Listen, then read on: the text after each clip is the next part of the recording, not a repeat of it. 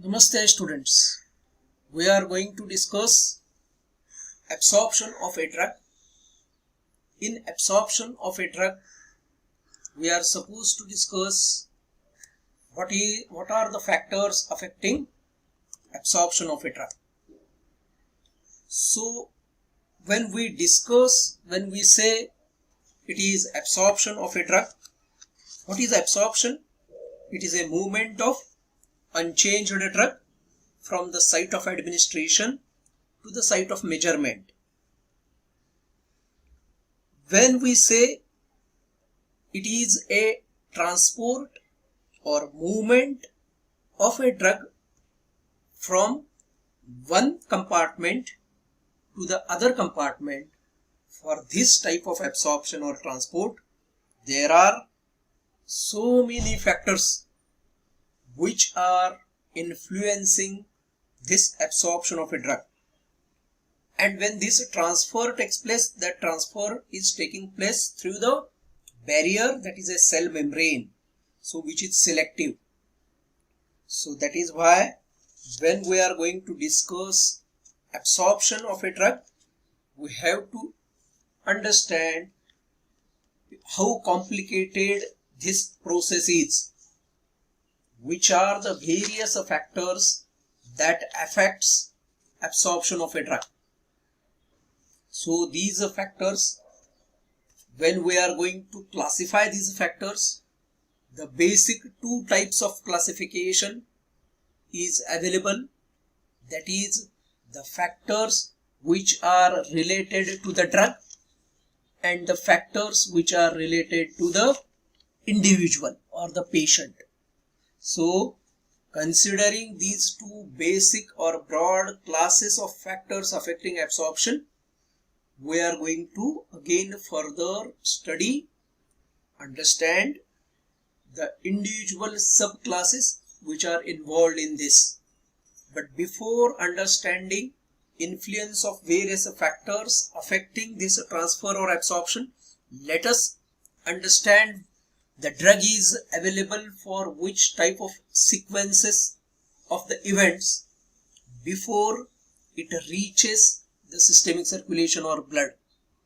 Considering a solid dosage form, the drug has to go through various steps, that is disintegration, then aggregate formation, this deaggregation, which is getting converted into the fine particles which are get dissolved or which are available in a solution form.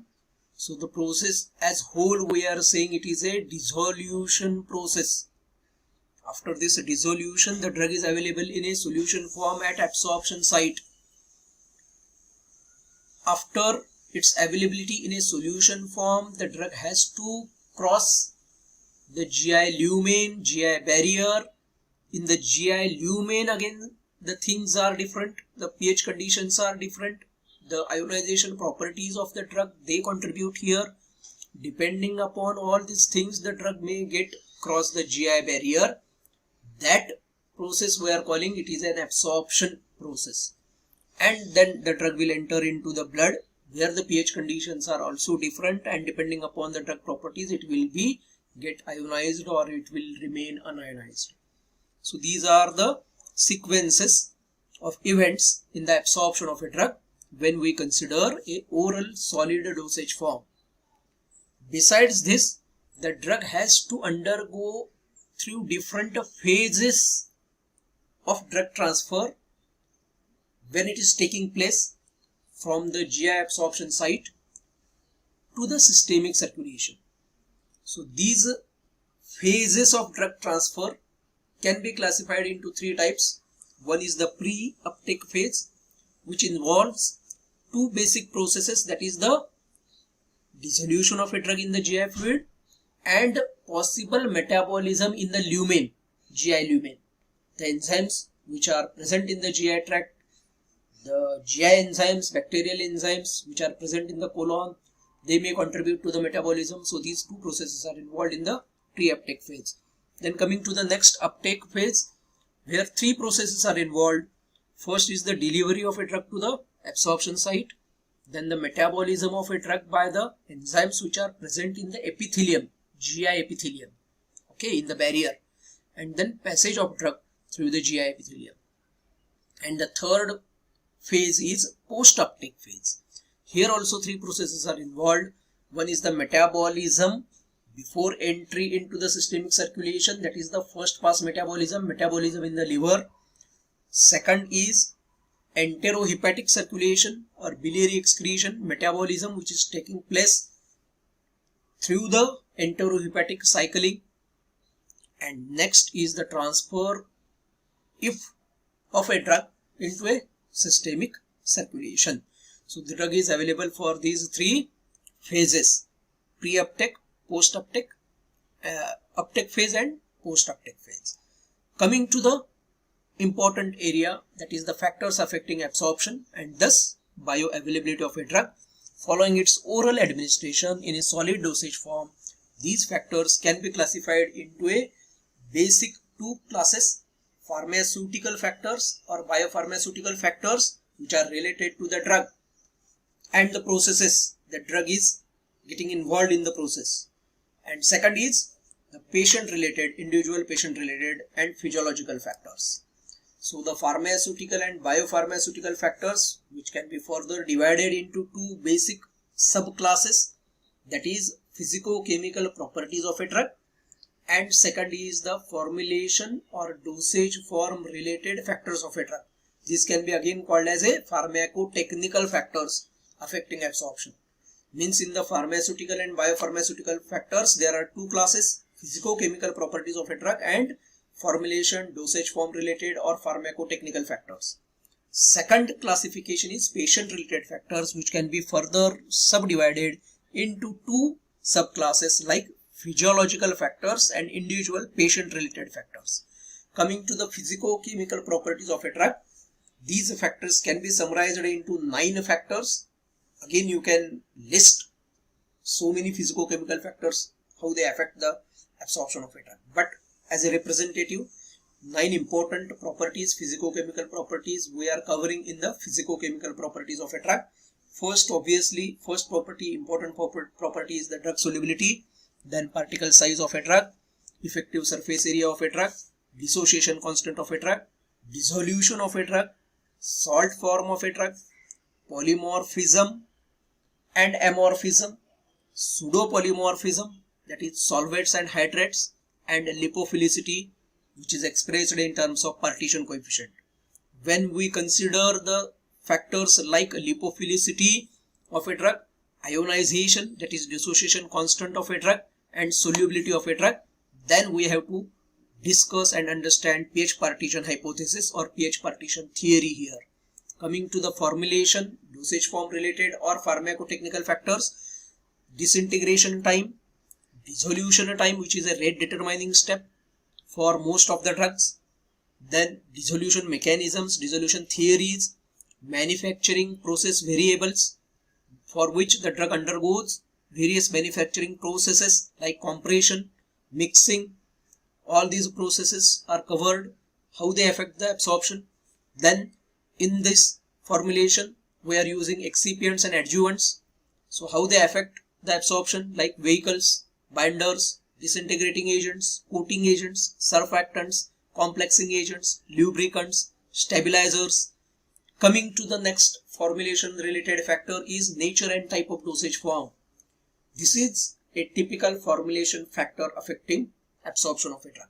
When the question is very specific, explain in detail a formulation or dosage form related factors, focus should be given to this nature and type of dosage form. So these dosage forms can be divided into different forms like homogeneous solution form, suspension and emulsion form, that is heterogeneous system, homogeneous system, then tablets, coated tablets, capsules and powder form. So how the absorption is taking place when the drug is formulated in these type of dosage forms. So these are covered in this nature and type of dosage form. Next is the product agent storage conditions.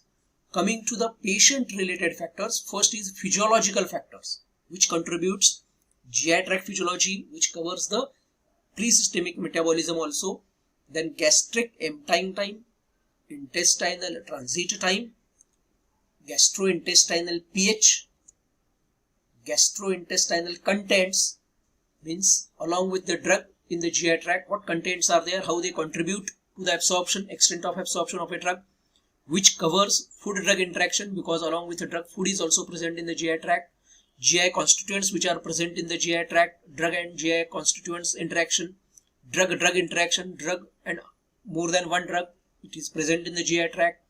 Besides this, this factor covers GI fluid volume, how it contributes to the absorption of a drug. And final factor in the physiological factors is blood flow to the GI tract, that is the perfusion rate to the GI tract. So this is contributing the physiology of the GI tract, how it is contributing in the rate and extent of absorption of a drug.